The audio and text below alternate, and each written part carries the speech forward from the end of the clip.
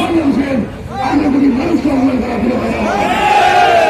বর্তমানে দীর্ঘায়িত সর্বদা একটা কথা বলতে চাই, আজকে বিক্ষোভ মিছিলের মাধ্যমে আমরা প্রতিবাদের ভাষা প্রকাশ করলাম।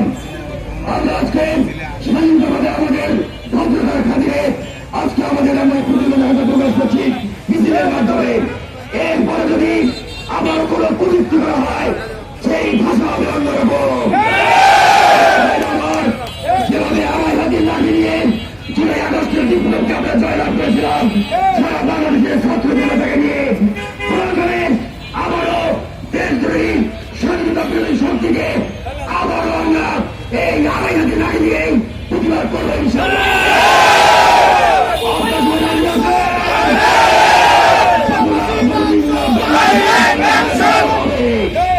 যতদিন একদিন স্বাধীন সার্বভৌম রাষ্ট্র হবে, যতদিন একটা গণতান্ত্রিক নির্বাচন হবে, ততদিন পর্যন্ত এই লাল